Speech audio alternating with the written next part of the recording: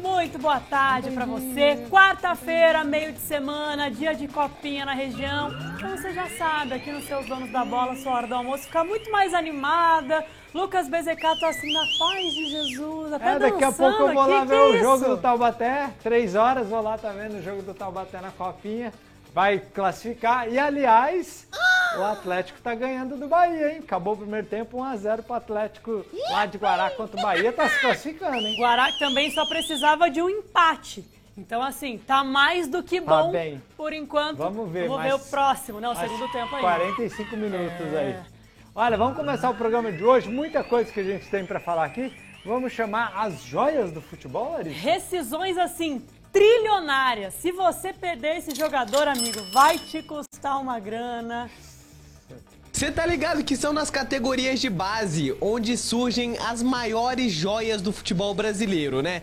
E eles não são bobos nem nada. Já colocam aquela multa altíssima no contrato pra caso algum clube estrangeiro aí queira comprar o próprio jogador. Aqui eu vou falar um pouco das maiores promessas do futebol brasileiro, que já tem aquelas multas multimilionárias que vão render algumas cifras para algum clube brasileiro. O Santos caiu para a Série B, é sempre bom relembrar esse fato, né? Mas tem um cara na base que pode ser a salvação das dívidas do Santos. E não poderia ser diferente. É o moleque Bernardo, nome de craque. Bernardo tem 18 anos e tem um contrato com o time santista até dezembro de 2026, com uma multa rescisória no valor de 100 milhões de euros, cerca de 536 milhões de reais. Em 2023, no seu primeiro ano na categoria sub-20, Bernardo disputou 26 partidas com 10 gols marcados. O futuro do Santos já tá garantido, mais uma joia saindo naquela Vila Belmiro.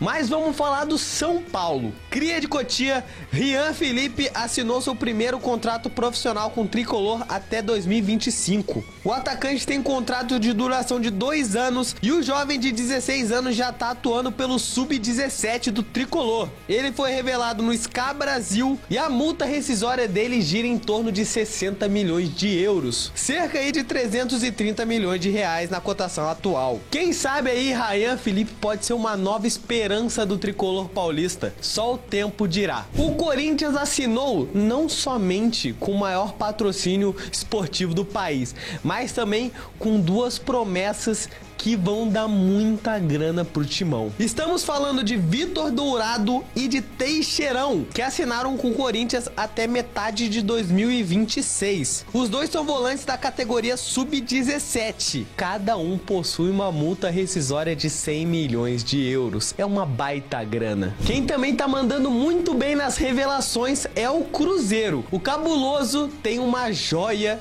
em seu plantel. O jovem atacante Fernando assinou por 3 anos com o Cruzeiro. O jogador estava emprestado pelo Água Santa ao Clube Celeste até janeiro de 24, mas com opção de compra pela Raposa. O Cruzeiro pagou 500 mil reais por 50% dos direitos econômicos do atleta. E é mais um que tem uma multa rescisória pra lá de 100 milhões de euros. Pela categoria Sub-20, Fernando jogou 42 partidas e anotou 26 gols. Fechando a lista das maiores joias brasileiras, tem um cara do Flamengo que tá mandando muito bem na base.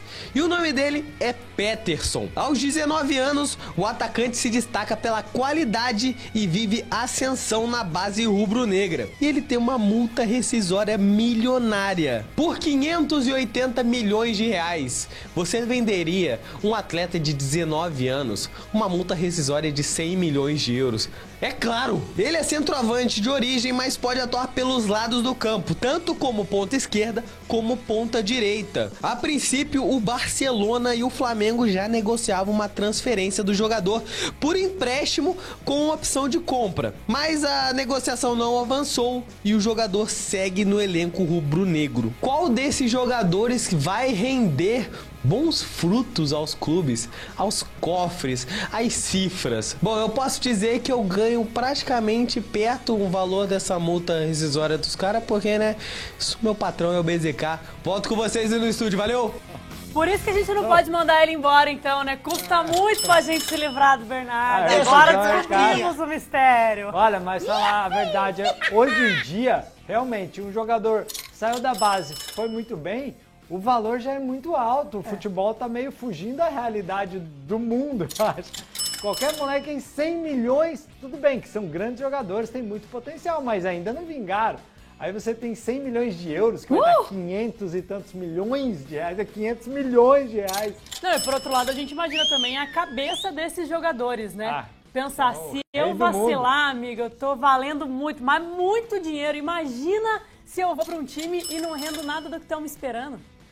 Não, vale muito, vale muito. Os caras são complicados aí. Esse futebol mexe com a cabeça da molecada, é muito dinheiro, já se sente o rei logo novo, né? Então por isso que vários ficam pelo caminho e tem que manter focado aí para fazer uma carreira longa no futebol. Até porque o futebol ganha muito dinheiro, mas dura pouco tempo, aí 10, 12, 15 anos, dependendo do jogador. Né? Não à toa, pra muita gente, a Copinha é mesmo uma vitrine. E muitos craques aqui do futebol brasileiro já se destacaram também na Copa São Paulo de Futebol Júnior.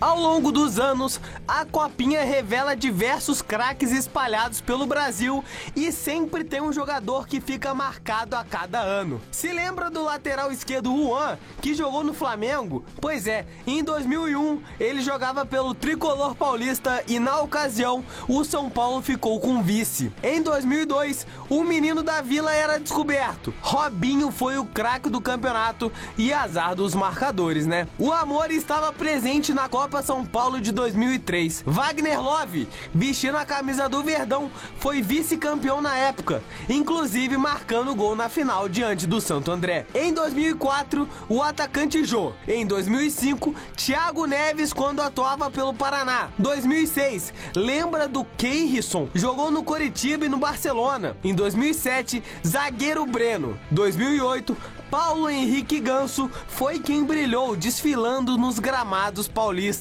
Em 2009, o goleiro Santos, ex-Atlético Paranaense e Flamengo, foi o destaque da campanha do Furacão. E tem gente que vingou nessa copinha. Em 2010, Lucas Moura conquistou a terceira Copa São Paulo pelo Tricolor. Depois desse torneio, Lucas ganhou a primeira Sul-Americana do São Paulo e foi vendido ao PSG. Em 2011, nasceu uma eterna promessa. O Flamengo apresentava Negueba ao Brasil. O atleta tinha alegria nas pernas, mas não vingou como profissional. Passou por São Paulo, Coritiba, Grêmio, Atlético Paranaense, Ponte Preta, Londrina, Jeonnam da Coreia e pelo Port da Tailândia. O Marcos Júnior, o Curirim das Laranjeiras, levou o Fluminense até a final da competição em 2012. Marcos Júnior teve passagens pelo Vitória e pelo futebol japonês. Em 2013 e 14, uma dupla santista foi destaque da Copinha. Leandrinho e Lucas Otávio deram ao Santos o bicampeonato consecutivo. Gabriel Jesus não conquistou a competição em 2015, mas nesse ano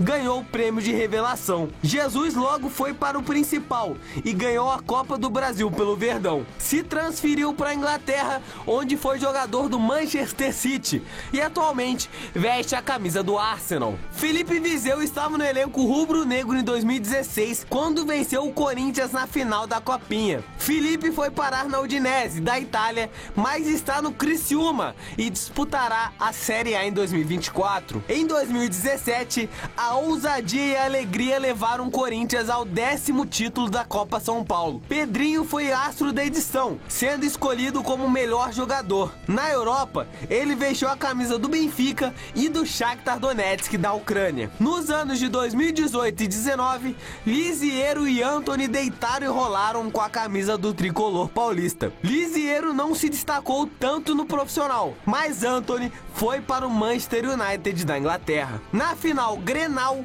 o Inter levou a melhor diante do Grêmio na Copinha de 2020. Nessa edição, o craque da competição ficou com Praxedes, atualmente jogador do Vasco. O menino prodígio, que já é realidade, Endrick trouxe o título inédito ao Palmeiras. Em uma campanha fenomenal, Endrick marcou 6 gols no torneio e garantiu o dele na final contra o Santos. Endrick tinha apenas 15 aninhos. E Kevin foi o destaque da Copinha no ano passado, dando o segundo título ao Verdão. Kevin é bom também. E tem mais o Estevão chegando aí no Palmeiras também, outro moleque que vale muito dinheiro já. E a copinha para os times menores, né? É o grande momento que eles têm. Quantos olheiros assistem esses jogos, né? A gente não tá falando só no estádio, né? Hoje em dia, com a tecnologia, tudo aqui na palma da mão. Então é realmente a chance que o cara tem, às vezes tá escondidinho. E o que você falou, a maioria dos jogos são transmitidos, então dá pra ver do mundo inteiro a copinha e dá pra selecionar aí o jogador que você quiser. Muita gente tendo chance de virar jogador profissional por causa da copinha. Intervalo, no próximo bloco você confere a vitória sensacional do basquete josense. Aqui o Corinthians não se cria, amigo. Tava lotado.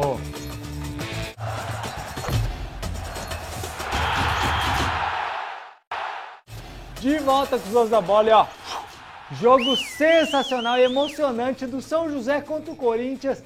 Ontem no Lineu de Moura e a Lari e o Bernardo estavam por lá e veja como foi muito bom. Torcedor, o ginásio Lineu de Moura é conhecido como Caldeirão por uma razão muito clara. Aqui o apoio da torcida é sem igual. E dessa vez o Corinthians sentiu a cada segundo em quadra a pressão de encarar a Águia no NBB. Logo no primeiro quarto, o Chorio abriu o placar. Na sequência, Carbonari marcou essa de 3. Na bela troca de passes entre Renato e o venezuelano, dorme bola de 3. Do outro lado, os visitantes marcavam cestas assim, meio xoxas. Com Lema no veneno, o argentino foi pra cima e marcou. Leal errou, mas time unido é assim, Diego tava lá pra salvar. E aí foi mesmo linda essa jogada entre Douglas e Augusto. E que isso, Timão? Erro grosseiro e fim. 22-17 São José. No segundo quarto, quem abriu o placar foi o Corinthians na insistência. Aliás, rolou um verdadeiro apagão da Águia. O São José deixou o timão livre na troca de passes e, claro, tome cesta. Ainda rolou esse torco pra cima do Arthur. No melhor estilo, sai zica. Ufa, Leal desencantou. E aí o homem apareceu mesmo pro jogo. Torco do Leal. Mas do lado de lá, o Corinthians seguia pintando e bordando em quadra, enquanto o São José continuava errando. Foi nesse toco de Diego que o ginásio veio abaixo na bola de 3 de Augusto na sequência do lance. Pro lado dos rivais também teve essa bola de longe. Augusto incendiou a parada com mais 3 pontos. Mas viu Ritzheimer responder à altura. Sem tempo para mais nada, a bola não pegou nem no ar. 36-36. Na volta do vestiário, esse erro do Corinthians fez Carbonari ficar gigante. Mas a resposta do outro lado foi rápida. Diego, no talento, fez de 3 e deixou a Águia na cola no placar. Depois dessa bola de 3, Sebastião teve que pedir tempo. Mesmo assim, deixaram o Corinthians gostar do jogo e marcar de novo, com espaço até para enterrar. No fim, 58-50 Corinthians. Já no último quarto, muita emoção. De cara, Leal abriu. Em seguida, o pivô deu aquele toco do tipo: amigão, aqui tu não se cria. E esse início foi mesmo do camisa 2, brabo, de novo. Enquanto isso, o Corinthians seguia errando e Augusto colecionando bolas de 3. Figueiredo do céu, que bola foi essa? Sensacional! Já o Corinthians estava todo descalibrado. Nessa bola de 3, Ritzheimer foi cirúrgico. E nesse lance rolou de tudo.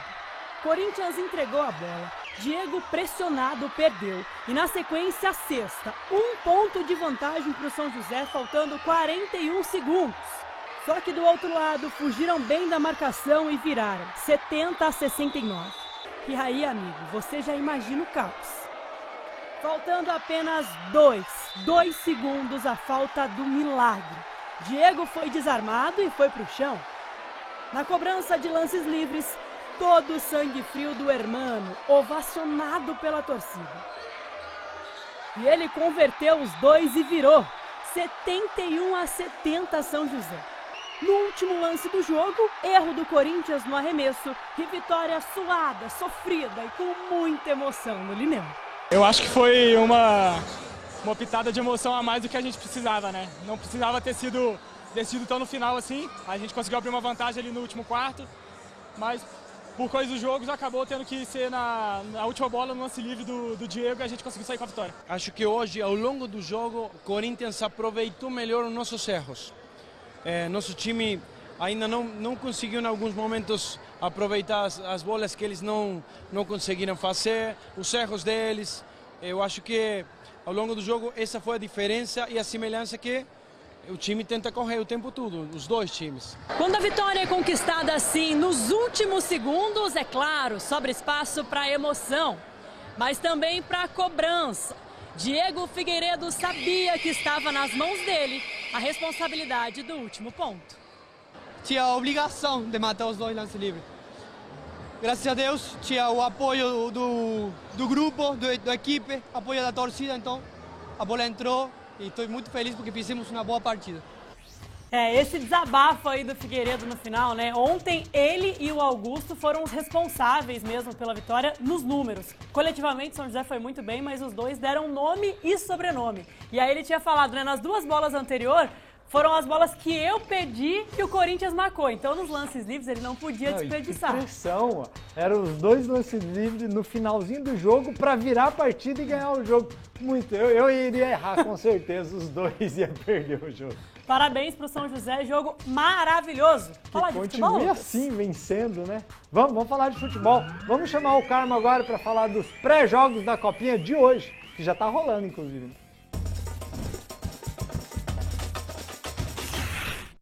Alô, meus amigos dos donos da bola, muito boa tarde, como é que vocês estão? Vocês que nos acompanham aí em qualquer parte do Brasil e do mundo via internet, os donos da bola desde 2009, no ar aqui na TV Band Vale, o mais importante programa de esportes diário da TV de todo o Vale do Paraíba, Litoral Norte, Serra da Mantiqueira, aqui sob o comando do Bernardo, da Larissa, do Pedro, do BZK, o pessoal que leva para vocês a informação com confiabilidade, com toda a nossa credibilidade do grupo Band Vale. Bom, vocês já viram aí o basquete São José ontem, agora vamos falar de futebol, porque nesse momento o Atlético Guará está jogando, a Larissa já confere aí o placar do jogo. Quando começou estava 0-0, viu? Eu vi lá, começou 0-0. O Atlético Guará podendo se classificar pelo segundo ano consecutivo em sua segunda participação, a segunda fase da Copa São Paulo de Futebol Júnior, que já está em sua 54ª edição. Daqui a pouco, 3 da tarde, com esse calor, hein, o Taubaté pega a equipe do Cuiabá. É o terceiro jogo do Taubaté, dos burrinhos, dos meninos do técnico Arley Dias, dentro da Copa São Paulo. Taubaté pode até entrar em campo classificado, né? Porque a Inter de Limeira joga daqui a pouquinho. Se ela não ganhar do Patriotas, o que é pouco provável, deverá ganhar, a Inter empatou com o Taubaté e perdeu de virada para o Cuiabá. Estava bem. Poderia até ter conquistado um resultado melhor. Acho que a Inter não perderá, não vai nem empatar com o Patriotas, que é um time fraco. Mas a Copa São Paulo oferece muitos resultados aí que são surpreendentes. Goleadas e tal, até num parênteses, né, para vocês terem uma ideia. O Atlético Paranaense estreou ganhando de 9-0. Não me lembro lá de quem foi o coitado do time lá.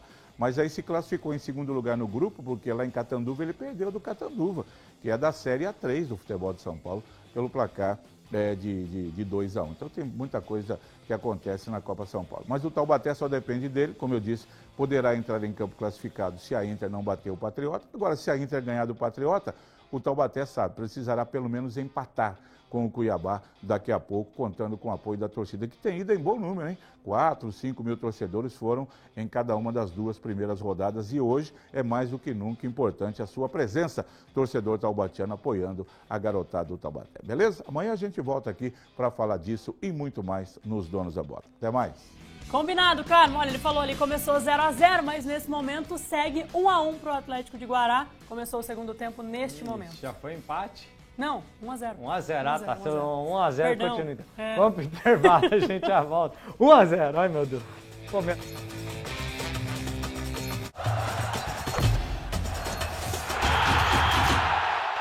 De volta com os donos da bola e a Larissa está meio esotérica. Ela foi tirar as cartas do tarô para saber as previsões do esporte. Então vamos ver agora.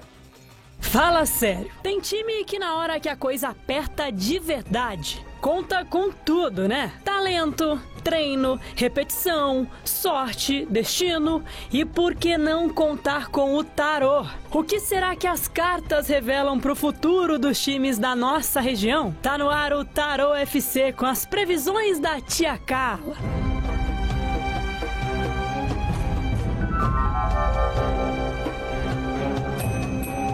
Nos próximos dias serão traçados muitos caminhos. Mas antes, bora entender como funciona a tiragem egípcia. O tarô egípcio é o oráculo que nós temos conhecimento mais antigo, porque retrata de uma civilização de mais de 4.500 anos atrás. E ele retraz o cotidiano daquelas pessoas, de trabalho, dos faraós, dos nobres, tudo isso dá direcionamento para nós no dia de hoje. Qual é a diferença dele para os outros oráculos? Todos são excelentes, mas este aqui você tem a possibilidade, o consulente tem a possibilidade de fazer perguntas e escolher as cartas. Então não é que vai ser embaralhado, vai ser preparado, eu faço uma montagem aqui, vou abrindo e vou falando as mensagens que estão vindo. E você já notou, né? Cartas, incensos, velas, toda uma atmosfera montada para que a pessoa se sinta à vontade. Sim, ela tem que se sentir ambientalizada, ela já vem no corre-corre, então ela vai chegar, eu vou conversar um pouquinho, o tempo que eu tô embaralhando, a pessoa tá ao comando, vai tomar uma água. Então assim, porque ela tem que estar tranquila, pra ela assim, ter um momento prazeroso. Às vezes é tudo tão... Às vezes não, é sempre tão corrido, né? A pessoa vem tão... às vezes nervosa, ansiosa pelas respostas, que ela já vem assim muito acelerada. Então tem que acalmar a pessoa para que ela participe de tudo, ela fique tranquila e receba da melhor forma. E o que nós viemos fazer aqui? Para ser uma coisa prática e para poder cobrir, né, as curiosidades do mundo do esporte. Então bora pro que interessa. 2024 será mais um ano de conquistas pro Palmeiras. Vamos lá, veio carta de atenção pro Palmeiras. Carta dos amores, carta de escolhas. Escolhas do técnico em relação à nova equipe. Ele vai ter que fazer escolhas que pode não agradar os torcedores, mas ele sabe o que ele está fazendo. A carta do eremita também de atenção. Eu tenho um grande objetivo, o sol está muito grande, as flechas se dirigem para o sol, então assim, ir com cautela, porque as coisas podem virar da noite para o dia, pode ser um dia muito bom um determinado jogo e achar que um time que está vencendo há muito tempo, que não vai perder de um time inferior ou que não faz frente para o Palmeiras, entendeu? Então assim, sempre com muita humildade, e isso faz o técnico muito bem. E vem a carta da torre. Nem tudo vão ser flores para o Palmeiras esse ano, então vai ter coisas que eles vão sentir, o time vai sentir, né, no decorrer do ano, e a torcida vai sentir também. E o Santástico de Pedro Mariano e companhia? O Santos volta para a Série A esse ano? O que saiu para o Santos é cartas crescentes, próximas, e o imperador junto com a imperatriz, ou o farol junto com a esposa dele, é muito difícil de acontecer. Mas primeiro vamos falar aqui da transformação. Então, passando por grande transformação, novos componentes, pessoas novas, vindo reforço, porque essas pessoas que aparecem aqui são os potes que eram guardados os órgãos do faraó, os órgãos da pessoa que estava sendo mumificada. Então aqui se guardava, então eram urnas funerárias, ou seja, coisas novas vindo, abrindo, então surpresas que vêm justamente para agregar para esse grande objetivo de voltar a subir. A imperatriz com o imperador, eles deveriam estar um olhando para o outro, que é mais difícil ainda de sair, tá um de costas para o outro. Então o que é isso? Para eu pensar em voltar a subir, e todo mundo fica muito feliz, né? Principalmente todo mundo que torce, né? A grande torcida santista, é que as pessoas se conversem melhor. Então, assim, departamento técnico, os dirigentes com o técnico, então isso eles devem estar feito, ou vão fazer agora com a virada do ano, né, que vai reunir todo mundo. Mas o melhor é que imperatriz olhe o imperador. Então, os dois frente a frente, para que tudo que precisar seja resolvido a contento, para realmente pensar em voltar a subir. Feliz com as previsões do seu time? Então aguenta as pontas, torcedor, porque já já tem São José, Taubaté e companhia por aqui. Olha, isso aí vai ser uma minissérie com a nossa taróloga, que ela soltou as cartas aí de vários outros clubes, tá? Mas esse aí, o Santos, pra mim, não sobe. Não sabe enfrentar a Série B. Comecei hoje assim, ó, tranquilamente. Mas, pela frente, virão perguntas do tipo: Douglas Souza volta para a seleção brasileira? São José vai conquistar o acesso? O Wilson Júnior vai ser amado pela torcida ou vai cair na temporada? Então, assim, aguenta aí. Perguntou do Ricardo Costa? Claro que perguntei. Ui, Ricardo Costa, meu Deus. Mas, cara, perguntei até dos nossos donos da bola, então calma. Não faz essas perguntas não, é perigoso, é melhor não saber, previsão. Vai que tá certo, né? Chamar a Carol agora pra conversar com ela já. A gente tava falando sobre tarô, né? Eu não sei se o BZK acredita, né? Porque aí vai muito de crença, de energia. Não é nada de religião, né? Mais uma questão de energia, principalmente esse tarô egípcio que mostra ali o dia a dia. Caroline Rossazzi, boa tarde pra você. Me conta uma coisa. Você acredita nas cartas, nas previsões, assim, de futuro? Eu acredito, gente. Boa tarde para vocês. Eu acho que tem muito a ver. Eu nunca fiz nenhuma análise como essa, mas sempre no final do ano a gente costuma mostrar nos nossos jornais, né, as previsões para o próximo ano e tudo mais. A gente sabe que o pessoal também adora saber. Eu acho bem curioso isso e eu acho que tem muito sentido, sim. Então fique esperto, então, que a Larissa perguntou de você para ela também. Não, tô brincando. Nossa, já ia querer saber aqui o que ela falou. Não, e é muito legal, né, que as tiragens, Carol, ali são diferentes, né? Essa, inclusive, que o Band Cidade também já gravou com a Carla, né, essa taróloga. São 7 perguntas e ali 3 cartas por pergunta. Mas, pra quem quer saber sobre a vida completinha, são 11 perguntas e 7 cartas por pergunta. Ali você encontra o caminho das pedras do seu futuro, Carol. Quando a Band fez, ela acertou tudo também ou não? Descobriremos ao longo do ano, BZK. Foi no início desse também? ano. Foi assim, um panorama geral do ano, né? Vários assuntos e tudo mais, bem completinho. Vamos esperar o final do ano, então, pra gente saber se ela tá mandando muito bem mesmo. A gente tá só em janeiro, né? Não tá só começando. Carol, bom jornal pra você. Amanhã a gente se encontra. Valeu, Dupla do Esporte. Até amanhã.